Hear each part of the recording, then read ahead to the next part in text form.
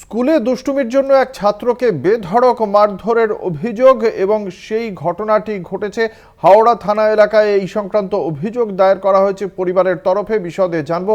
আপনাদের জানিয়ে রাখি, স্কুলে দুষ্টুমি করাই একমাত্র অভিযোগ এবং সেই কারণেই এক ছাত্রকে বেধড়ক মারধর করার অভিযোগ উঠল। ঘটনাটি ঘটেছে হাওড়া থানা এলাকায়। স্কুল পরিচালন সমিতির দিকে অভিযোগের আঙুল উঠেছে। আমাদের সঙ্গে রয়েছেন আমাদের প্রতিনিধি জগন্নাথ সামন্ত। জগন্নাথ, কি অভিযোগ পরিবারের?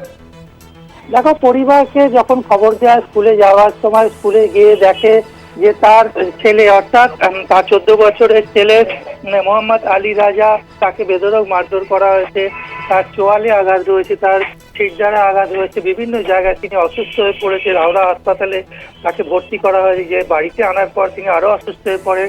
এই ঘটনা এই প্রথম না, এর আগেও হয়েছিল। এবং এই হাওড়া টিকিয়াপাড়া এই স্কুলটা শহীদ আহমেদ হাই স্কুল, 7ম শ্রেণীর ছাত্র এটা মোহাম্মদ আলী রাজা, তাকেই বেধড়ক মারধর করা হয়েছে। পরিবারে অভিযোগ হচ্ছে যে স্কুলের যে সম্পাদক, তার বিরুদ্ধে অভিযোগ, সে এই বেধড়ক মারধর করেছে। এর আগেও অনেকজনকে মারধর করার অভিযোগ আছে। স্কুলের মধ্যে বিয়ে বাড়ি চালানোর বিভিন্ন অন্য কাজে তার জড়িত রয়েছে এবং কারোর কথাই তিনি কর্ণপাত করেন না। এবং পুলিশকে অভিযোগ করা হলেও কোনো রকম ভাবে পুলিশ ব্যবস্থা নেয় না। তাই জন্য তারা সরব হয়েছে এবং হাওড়া থানায় অভিযোগ করা হয়েছে পরিবারের তরফে। অবিলম্বে এই পরিচালন কমিটির সম্পাদককে ইতিমধ্যেই গ্রেপ্তার করতে হবে এবং গ্রেপ্তার করে তাদের শাস্তির যাতে ব্যবস্থা করতে হবে। নাহলে এইভাবে স্কুলে একের পর এক ছোট ছোট বাচ্চাদের মারধর করা এবং বিভিন্ন কাজের সঙ্গে যুক্ত থাকা, এই কোনো রকম ভাবে এই অভিযুক্তের নাম হচ্ছে মোহাম্মদ শাহজাদা সেলিম, সেই সেলিমের বিরুদ্ধে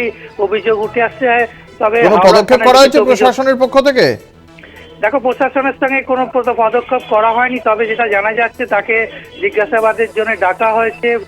পুলিশ পুরো বিষয়টা খতিয়ে দেখছে এবং যদি কোনো দোষী প্রমাণিত হয় তাহলে তাকে গ্রেফতার করা হবে, এটা জানানো হচ্ছে। তবে একেবারে ক্ষিপ্ত হয়ে যাচ্ছে যারা অভিভাবক, সকল অভিভাবক, যারা অন্যান্য ছাত্র ছাত্রী আছে তাদের অভিভাবক ক্ষিপ্ত হয়ে গেছে। এবং যাকে মারা হয়েছে তার 2 ভাইও স্কুলে পড়ে, তারাও আতঙ্কিত, যারা কিভাবে স্কুলে যাবে। এইভাবে যেভাবে মারধর করা হয়েছে, অসুস্থ হয়ে পড়েছে ছাত্র। তবে পরিবারে অন্যান্য যারা স্কুলের অভিভাবক আছে তারা সোশ্যাল মিডিয়ায় বিভিন্নভাবে এনার ছবি ভাইরালও করেছে যে তাদের অবিলম্বে শাস্তির ব্যবস্থা করা হোক। তবে এখনো পর্যন্ত কোনো পদক্ষেপ নেওয়া হয়নি স্কুলের তরফে। ধন্যবাদ। আমাদের সঙ্গে ছিলেন আমাদের প্রতিনিধি জগন্নাথ সামন্ত।